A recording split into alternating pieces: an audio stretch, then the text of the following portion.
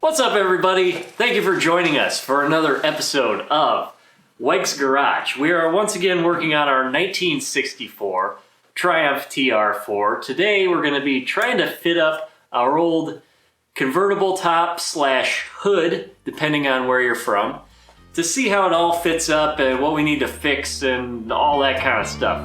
Here we go!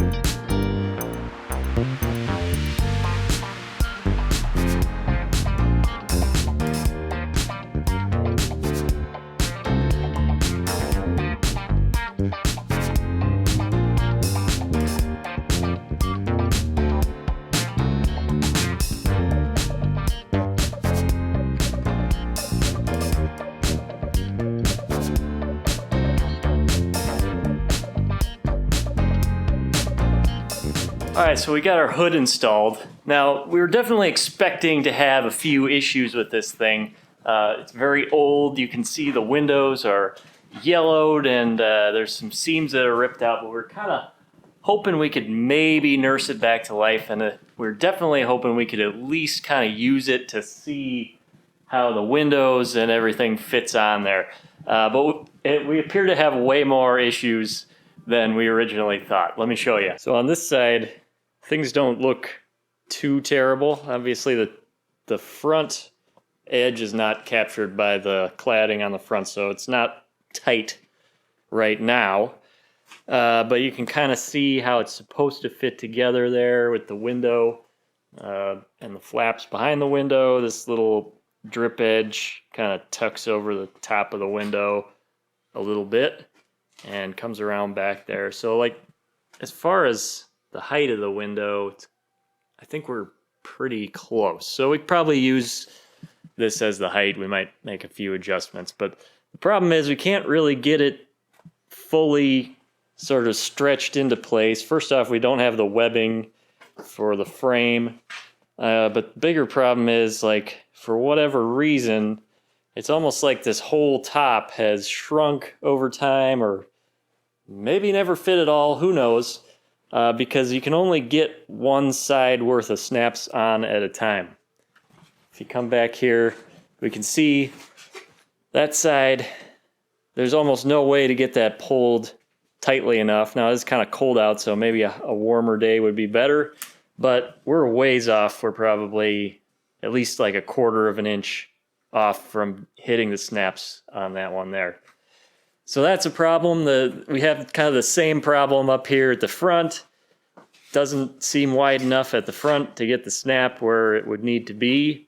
So on this side, we can't really even tell at all whether our window's in the right place. But again, I'm not sure how critical that is. It seems like it's pretty forgiving as far as where it would end up on a top. But we got some serious thinking to do here about whether we're going to try to salvage this top, or if we maybe want to look into getting a new one. No.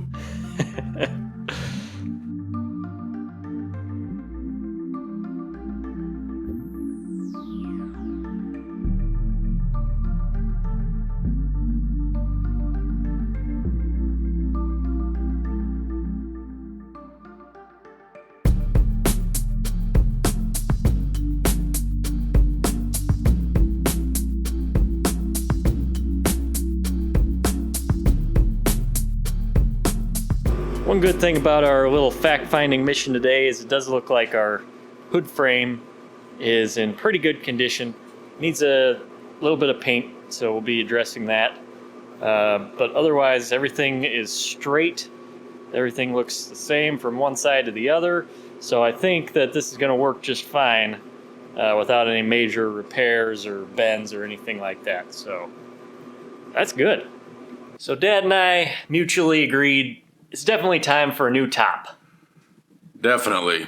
It's old, it's crusty, and it shrank. Kind of like your old man. So now we're kind of to the point where we just have a whole bunch of random little projects to do. So what we're going to start by doing, I'm going to start working on these side panels here that go up on the kind of side kick panel areas of the passenger compartment. And Dad is going to be working on making some covers for these little B-pillar gussets in the corner here. He's doing that over here. We didn't really have anything usable from the old car, so he's made some out of the,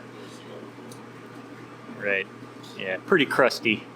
Plus, with the welds for the new B-pillars that we put in, they didn't really fit right, so these new ones will have some spots trimmed out for those gussets and the welds, and he's just putting the vinyl on now.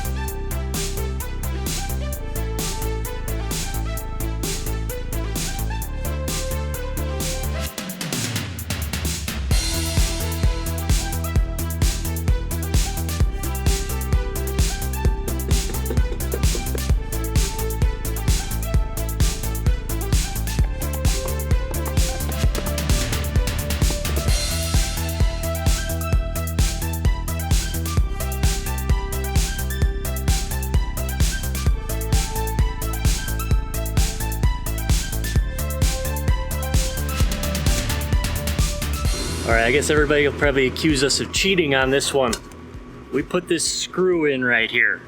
Ooh. We think that the car should have had these glued in, but I don't really know how that would work, and it looked like the ones on the car had failed about 40 times and been glued back on 40 times, so we decided to try something a little different and put a screw in there.